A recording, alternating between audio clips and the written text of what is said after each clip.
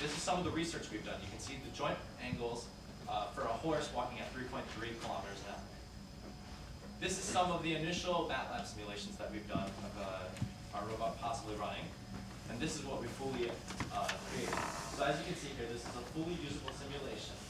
Calculates center of gravity, torque, and joint. This helped us so much with selecting what type of range of motion we need, and our motors especially, as well as optimizing our entire system. It's downloading. That's interesting. Well, there's a lot of math there. So path running. Alright, so once we have our equations of motion, we need to actually provide data to be used. So we did that through path planning. That would be an image of a 3D map that would be required from the LiDAR. John, that's good scale. Alright. So we use a 3D LiDAR to build a 3D map by turning it on a servo. And from that, we flattened the data into a 2D occupancy grid. And from the occupancy grid, we constructed C-spacing to account for the width of the robot. Then we used the A-star search algorithm to plan a path through our environment. That would have been an image of the 2D occupancy grid, but it's not moving. Alright, so how do we do this? So this is the sensor head. So sensor head is the capital sensor head. It incorporates a lot of sensors. This is an image of the Koyo LiDAR, which we use for 3D mapping. I know to show this happening. This is an image of, this one works. The LED clusters we used to ensure that the area around the robot was well lit, enough such that the camera wouldn't have any issues with any of the image recognition. We also included an IMU, an inertial measurement unit, which allows us to know both the yaw pitch and roll of the robot, as well as any accelerations it might be encountering to help us approximate location. In addition, we used a PS3i on a pan tilt to do both image recognition as well as staircase recognition. So how's this controlled? Let's look at the architecture really, really quick. So we have a user interface, you have a browser, you have Android, you have all these forms of connecting to the robot. We have a Linux triple EPC network that runs C++ and a TurboGears Python framework. Now we send UDP packets to an FPGA board, which allows for parallelism. Now what we do is through that parallelism, we can communicate with all different types of motor controllers. Those motor controllers send PWM signals to our motors, and we're allowed to control them. We also have an open CAN bus, which allows for communication with our Maxcom controllers and allows us to do a lot of things with it. So, does the robot know its own position? The answer is obviously yes. We have potentiometers that give joint positions, and that allows us to do a lot of math, figuring out center of gravity. It allows us to figure out where we are within a certain gate, how we're moving, and what we're up to. The current sensors allow us to see the ground. So if there's a spike in current, we can actually tell that there's ground there. So we have motion control. This FPGA, as I talked about, allows us to do parallelism. This is an FPGA board that we designed for organization because we have so many wires. That's a breakout board.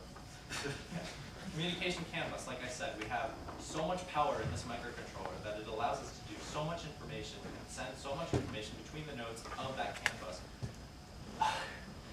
allowing us to get vital information that pretty much has its own oscilloscope on board. So we're allowed to even understand how it tunes its own PID. That's how cool it is. All right. So these are the Robotech 3100s. These allow for 500 amp power surges because our robot's so powerful, it needs so much current draw that these are the motion controllers that we picked.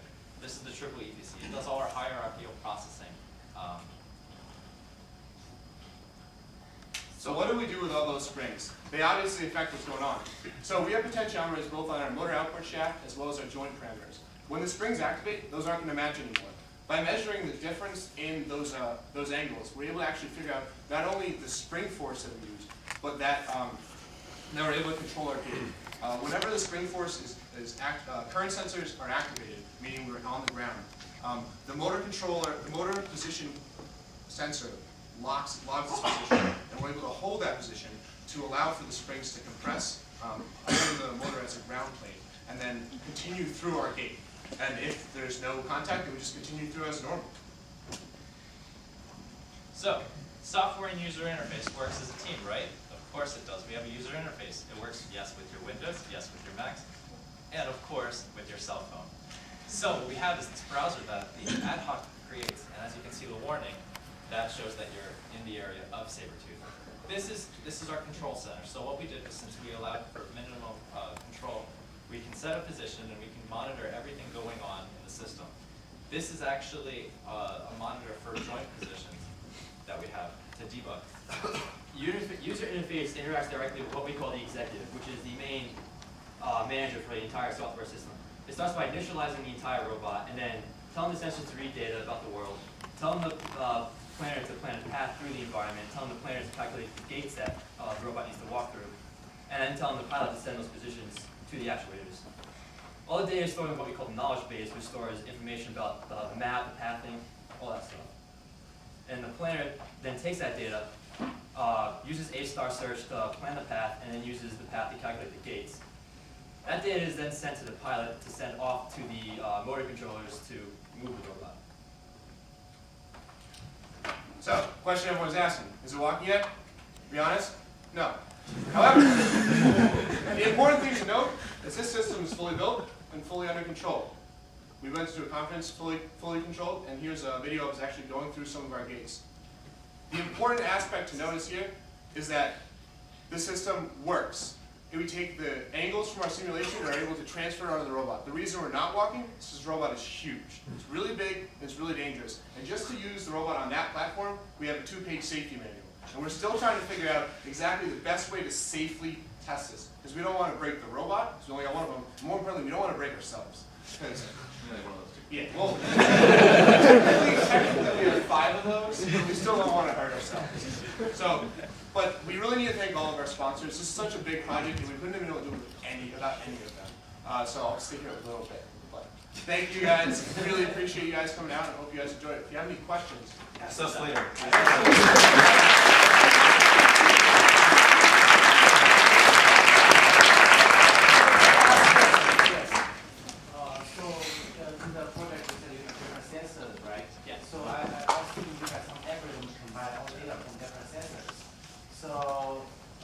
Question is that each sensor has different data rates.